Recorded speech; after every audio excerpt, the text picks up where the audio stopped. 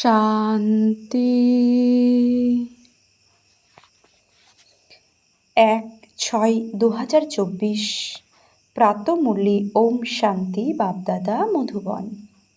আজকে জুনের 1 তারিখ, অর্থাৎ মাম্মার অব্যক্ত মাস। 24শে জুন মাম্মা অব্যক্ত হয়েছিলেন।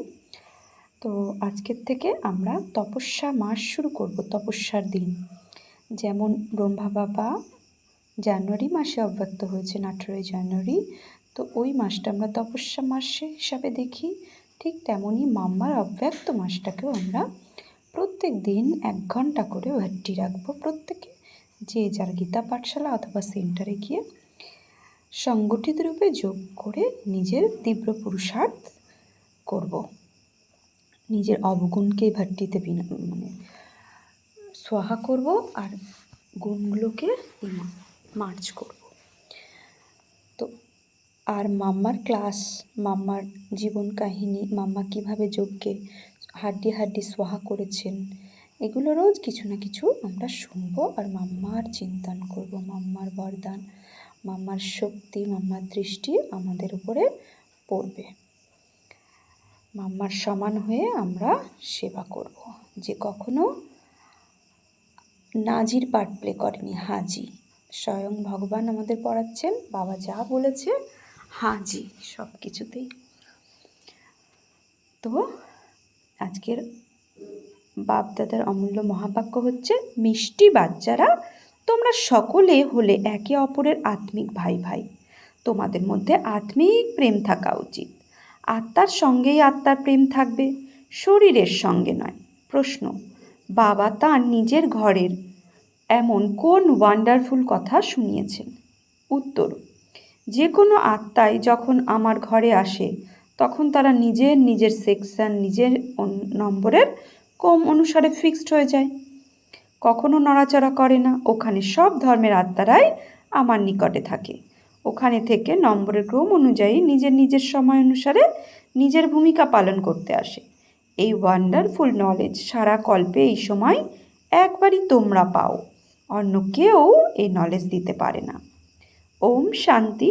বাবা বসে বাচ্চাদের বোঝান। বাচ্চারা জানে যে আমাদের অর্থাৎ আত্মাদের তো বাবা বোঝান, আর বাবা নিজেকে আত্মাদের পিতা মনে করে।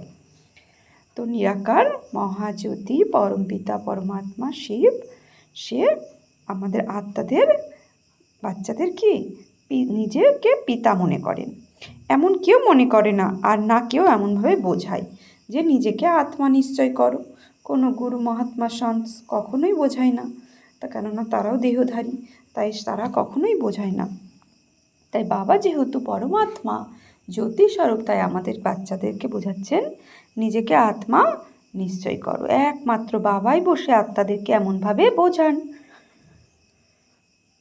এই জ্ঞানের প্রালোভ তোমরা নতুন দুনিয়ায় গিয়ে নিজের পুরুষার্থের নম্বর অনুসারে পাবে। প্রালোভ অর্থাৎ ফল, এই জ্ঞানের ফল তোমরা নতুন দুনিয়ায় গিয়ে নিজের পুরুষার্থ অনুসারে পাবে।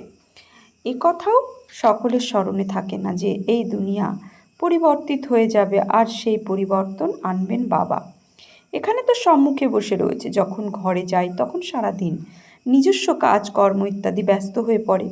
বাবার শ্রীমত হলো, বাচ্চারা যেখানেই থাকো আমাকে স্মরণ করো। যেমন কন্যা হলে তো সে জানতে পারে না যে কে আমার স্বামী হবে, কিন্তু চিত্র দেখলে তখন স্মরণে বসে যায়। যেখানেই থাকুক পরস্পর পরস্পরকে স্মরণ করে।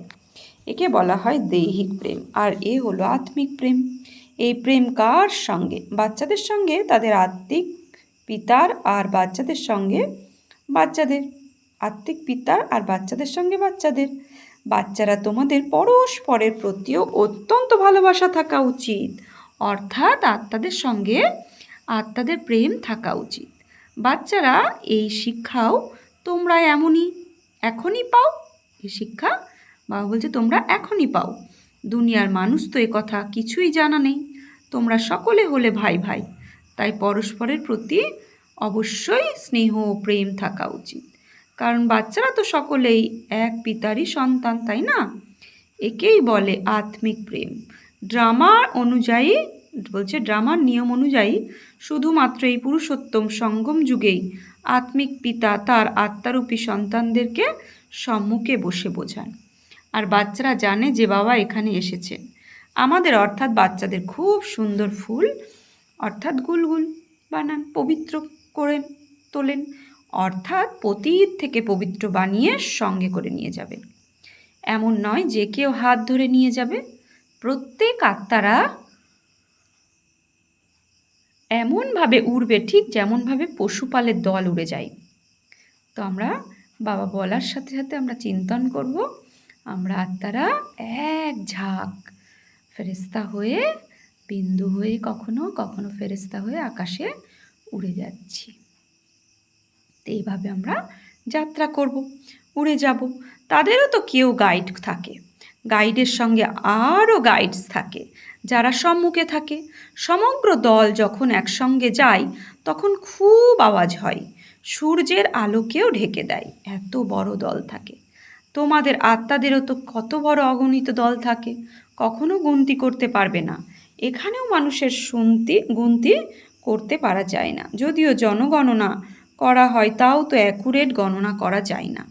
আত্মারাও তো কত, সেই হিসাব কখনো গণনা করা যায় না। আন্দাজ করা হয় যে সত্যযুগে কত মানুষ হবে, কারণ শুধু ভারতই রয়ে যায়। তোমাদের বুদ্ধিতে রয়েছে যে আমরা বিশ্বের মালিক হচ্ছি। আত্মা যখন শরীর থাকে তখন তাকে জীব আত্মা বলা হয়। তখন দুই একত্রে সুখ বা দুঃখ ভোগ করে। এমন অনেক লোক রয়েছে যারা মনে করে আত্মাই পরমাত্মা, তাই সে কখনো দুঃখ ভোগ করেন না, আত্মা অলিপ্ত মনে করে। অনেক বাচ্চারা এই কথাতেও মুচড়ে পড়ে যে আমরা নিজেকে তো আত্মা বলে মনে করি, কিন্তু বাবাকে কতক্ষণ স্মরণ করি। এ কথা জানি যে বাবা পরমধাম নিবাসী। বাবা নিজের পরিচয় দিয়েছেন, চলতে ফিরতে যে কোনো ওখানে বাবাকে স্মরণ করে। বাবা থাকেন পরম ধামে, তোমাদের আত্মাও ওখানেই থাকে। সেকেন্ডে আমি বুদ্ধি পরম ধামে নিয়ে যাব, যেখানে সমস্ত আত্মা ঝাড়বাতির মতো নিজের নিজের সেকশানে রয়েছে, আর পরে মহাজ্যোতি শিব বাবা। তো পরম ধামে আমার নিজের স্থান কোথায় আছে নিজে চেক করতে হবে যে আমি কোথায় আছি পরম ধামে। তো তোমাদেরও আত্মা ওখানে থাকে, পুনরায় এখানে পার্ট প্লে করতে আসতে হয়। এই জ্ঞানও এখনই পেয়েছো। যখন তোমরা দেবতা হয়ে যাও তখন ওখানে তোমাদের এই জ্ঞান স্মরণে থাকে না যে অমুক অমুক ধর্মের আত্মারা উপরে রয়েছে, উপরে থেকে এসে এখন শরীর ধারণ করে নিজের পার্ট প্লে করে। এই চিন্তন ওখানে থাকবে না। পূর্বে কথা জানা ছিল না যে বাবাও পরমধামে থাকেন, ওখান থেকে শরীরে প্রবেশ করেন। তিনি এখন কোনো শরীরে আসবেন, তিনি তার ঠিকানা বলে দেন। তোমরা যদি এখন লেখো যে শিব বাবা কেয়ারা পরমধাম, কিন্তু পরমধামে তো চিঠি যেতে পারে না, তাই এমনভাবে লেখো যে শিব বাবা কেয়ারা ব্রহ্মা, তারপর আবার এখানকার ঠিকানা দিয়ে দাও। কারণ তোমরা জানো যে বাবা এখানেই আসেন, এই রথে প্রবেশ করেন। এমনিতে তো আত্মারা উপরেই থাকে, তোমরা হলে ভাই ভাই, সর্বদা এটাই মনে করো যে এ হলো আত্মা, এর নাম অমুক। আত্মাকে এখানেই দেখতে হবে, কিন্তু দেহ অভিমান চলে আসে। বাবা দেহি অভিমানী বানান। বাবা বলেন তোমরা নিজেকে আত্মা মনে করো আর তারপর আমাকে স্মরণ করো। তো বাবা বলছে নিজেকে আত্মা না মনে করলে আমাকে স্মরণ করা যাবে না। যেমন কোনো তারের সাথে জুড়তে গেলে তো তারের রাবারটাকে আগে কাটতে হয়, তারপরে কানেকশান জোড়া যায়, তারপরে ইলেকট্রিসিটি আসে। ঠিক তেমনই পরমাত্মার সাথে জুড়তে গেলে, পরমাত্মার শক্তিকে নিজের মধ্যে ভরতে গেলে প্রথমে আমাদের এই শরীররূপী রাবারকে কাটতে হবে, ত্যাগ করতে হবে। তবে আমি আত্মা হয়ে পরমাত্মাকে স্মরণ করলে আমার কানেকশান জুড়বে। এই সময় বাবা বোঝান যে আমি যখন আসি তখন এসে বাচ্চাদের জ্ঞান প্রদান করি। পুরনো অর্গানস অর্থাৎ কর্মেন্দ্রিয় নিই, যার মধ্যে প্রধান হলো মুখ। চোখও রয়েছে, কিন্তু জ্ঞান অমৃত পাওয়া যায় মুখ দ্বারা। গোমুখ বলা হয়, তাই না? অর্থাৎ এ হলো মায়ের মুখ। বড় মাম্মার দ্বারা তোমাদের অ্যাডপ্ট করেন, অর্থাৎ ব্রহ্মা হচ্ছে বড় মাম্মা। অ্যাডপ্ট করেন কে? শিব বাবা। তিনি তো এখানে, তাই না? এই জ্ঞান সম্পূর্ণরূপে বুদ্ধিতে থাকা চাই। আমি তোমাদের প্রজাপিতা ব্রহ্মার দ্বারা দত্তক নিই। শিব বাবা বলছেন যে আমি তোমাদের প্রজাপিতা ব্রহ্মার দ্বারা দত্তক নিই। তাহলে ইনি মাতা হয়ে গেলেন। গাওয়াও হয় যে তুমি মাতা পিতা, আমরা বালক তোমার। তাহলে তিনি হলেন সকল আত্মাদের পিতা। ওনাকে মাতা বলা যাবে না, তিনি তো হলেন পিতা। পিতার থেকে উত্তরাধিকার পাওয়া যায়। তারপর মাতা চাই উনি এখানে আসেন। এখনই তোমরা জানতে পেরেছো যে বাবা উপরে থাকেন, আমরা আত্মারা উপরে থাকি, পুনরায় এখানে আসি নিজেও ভূমিকা পালন করতে। দুনিয়া তো এইসব বিষয়ে কোনো কিছুই জানে না। ওরা তো নুড়ি পাথরেও পরমাত্মা রয়েছে বলে দেয়, তাহলে তো তিনি অগণিত হয়ে যান। একেই বলে ঘোর অন্ধকার। গাওয়াও হয় যে জ্ঞান সূর্য প্রকট হয়েছে অজ্ঞানতার অন্ধকার বিনাশের জন্য। এই সময় তোমাদের এই জ্ঞান রয়েছে যে হলো রাবণ রাজ্য, যে কারণে অন্ধকার রয়েছে। ওখানে তো রাবণ রাজ্য থাকে না, তাই কোনো বিকার থাকে না, দেহ অভিমান থাকে না। ওখানে সবাই আত্ম অভিমানে থাকে, আত্মাতে এই জ্ঞান থাকে। এখন ছোট বাচ্চা এখন যৌবন পদার্পণ করেছে, যৌবনে, আর এখন শরীর বৃদ্ধ হয়েছে, তাই এখন এই শরীর ত্যাগ করে অন্য শরীর নিতে হবে। ওখানে এমন বলা হয় না যে অমুকে মারা গেছে, ওটা হলো অমর লোক। আনন্দের সঙ্গে এক শরীর ত্যাগ করে অন্য শরীর দেয়। এখন আয়ু পূর্ণ হয়েছে, এই শরীর ত্যাগ করে নতুন নিতে হবে। তাই সন্ন্যাসীরা সর্পের উদাহরণ দেয়। বাস্তবে উদাহরণ তো বাবাই দিয়েছেন, সেটাই সন্ন্যাসীরা আবার তুলে নিয়েছেন। তবে তো বাবা বলেন যে এই জ্ঞান যা আমি তোমাদের দিই তা প্রায় লুপ্ত হয়ে যায়। বাবার অক্ষরও রয়েছে তো, চিত্রও রয়েছে, কিন্তু তা যেন আটায় লবণের পরিমাণ সম। তাই বাবা বসে অর্থ বোঝান, যেমন সর্প তার পুরনো খোলস ছেড়ে দেয় আর নতুন খোলস পুনরায় তৈরি হয়ে যায়। ওদের ক্ষেত্রে এমন বলা হবে না যে এক শরীর ত্যাগ করে অন্য শরীরে প্রবেশ করে। না, একমাত্র সর্পের ক্ষেত্রেই খোলস বদলানো উদাহরণ দেওয়া হয়েছে। তাদের এই খোলস দেখতেও পাওয়া যায়। যেমন বস্ত্র পরিত্যাগ করা হয়, তেমনই সর্প খোলস পরিত্যাগ করে, অন্ন ধারণ করে। সর্প তো জীবিতই থাকে, কিন্তু এমনও নয় যে সদা অমর থাকে। 2-3 বার খোলস বদল করে সময় অনুসারে এক খোলস পরিত্যাগ করে অন্যটা নয়। জানো যে এখন আমাদের গর্ভে যেতে হবে। ওখানে সবাই হলো যোগ বলের বিষয়, যোগ বলের দ্বারাই তোমাদের জন্ম হয়, তাই অমর বলা হয়। আত্মা বলে এখন আমি বৃদ্ধ হয়েছি, শরীর পুরনো হয়ে গেছে, সাক্ষাৎকার হয়ে গেছে, এখন আমি গিয়ে ছোট বাচ্চা হব। আত্মা স্বয়ং শরীর ছেড়ে গিয়ে পালিয়ে ছোট বাচ্চার শরীরে প্রবেশ করে। ওই গর্ভকে জেল নয় মহল বলা হবে। সত্যযুগের গর্ভ মহল হবে। কোনো পাপ তো হয় না ভূগর্ভে, বলছে ভুগতেও হবে। পাপ করলে তবে ভুগতে হয়, সে গর্ভ জেল হয়ে যায়। গর্ভমহলে আরাম করে থাকে, দুঃখের কোনো কথাই নেই। না কোনো খারাপ খাবার খাওয়া হয় যাতে অসুস্থ হয়ে পড়ে। বাবা এখন বলেন বাচ্চারা তোমাদের নির্বাণ ধামে যেতে হবে। এই দুনিয়া পরিবর্তিত হয়ে যাবে, পুরনো থেকে পুনরায় নতুন হবে। প্রত্যেকটি জিনিসই বদলায়। বৃক্ষ থেকে বীজ বের হয়, আবার বীজ লাগাতে হয়, ফল পাওয়া যায়। একটি বীজ থেকে কত দানা বেরোয়। সত্যযুগে যোগ বলের দ্বারা একটি করে বাচ্চায় জন্ম হয়, এখানে তো বিকারের দ্বারা 4টি করে বাচ্চা জন্ম হয়। সত্যযুগে আর কলিযুগের মধ্যে অনেক পার্থক্য, যা বাবা বলে থাকেন। নতুন দুনিয়া পুনরায় পুরনো কিভাবে হয়, তার মধ্যে আত্মা কিভাবে 84 জন্ম নেয় এও বুঝিয়েছেন। প্রত্যেকটি আত্মা নিজের নিজের পার্ট প্লে করে, যখন আবার যাবে তখন স্থানে গিয়ে স্থির হয়। স্থান বদল হয় না, নিজের ধর্মে স্বস্থানে গিয়ে নম্বরের ক্রম অনুসারে দাঁড়িয়ে পড়বে। পরমধামে গিয়ে নিজের স্থানে নম্বরের ক্রম অনুসারে স্টিকের মতো আটকে যাবে, স্টিক করে যাবে ওখানে। তাই নিজের জায়গায় গিয়ে দাঁড়িয়ে পড়বে। প্রত্যেকটি আত্মা নিজের পার্ট প্লে করছে, আবার দাঁড়িয়ে পুনরায় নম্বরের ক্রম অনুসারে নিচে আসতে হবে। আর অব্যক্ত লোককে অর্থাৎ মূল বতানে ছোট ছোট মডেল বানিয়ে রাখে। সব ধর্মের আলাদা আলাদা সেকশন রয়েছে। দেবী দেবতা হলো প্রথম ধর্ম, তারপরে নম্বর ক্রম অনুসারে আসে, আবার নম্বরের ক্রম অনুসারে যাবে। তোমরাও নম্বরের ক্রম অনুসারে উত্তীর্ণ হও আর সেই নম্বরের হিসাবেই স্থান পাও। বাবাই পড়াশুনো সমগ্র কল্পে একবারই হয়। তোমাদের আত্মাদের দল কত ছোট হয়, যেখানে তোমাদের বৃক্ষ এত বড়। বাচ্চারা তোমরা দিব্য দৃষ্টির দ্বারা দেখে পুনরায় এখানে বসে চিত্র ইত্যাদি তৈরি করেছো। আত্মা কত ছোট, শরীর কত বড়, সব আত্মারাই ওখানে গিয়ে বসবে। অতি অল্প জায়গার মধ্যে সব কিছু বলছে, অতি অল্প জায়গার মধ্যে সব কাছাকাছি থাকে। মনুষ্যদের বৃক্ষ তো কত বড় হয়, মানুষের তো জায়গা চাই না, তাই না? চলতে ফিরতে খেলতে পড়তে চাই। নিরাকার দুনিয়ায় আত্মাদের থাকার জায়গা ছোট, তাই এই চিত্রেতেও এমন দেখানো হয়। নাটক পূর্ব নির্ধারিত, শরীর ছেড়ে আত্মাদেরই ওখানেই যেতে হবে। বাচ্চারা, তোমাদের বুদ্ধিতে রয়েছে যে আমরা ওখানে কিভাবে থাকি, আর অন্যান্য ধর্ম অবলম্বীরা কিভাবে থাকে, পুনরায় কিভাবে নম্বরের ক্রম অনুসারে আলাদা আলাদা হয়।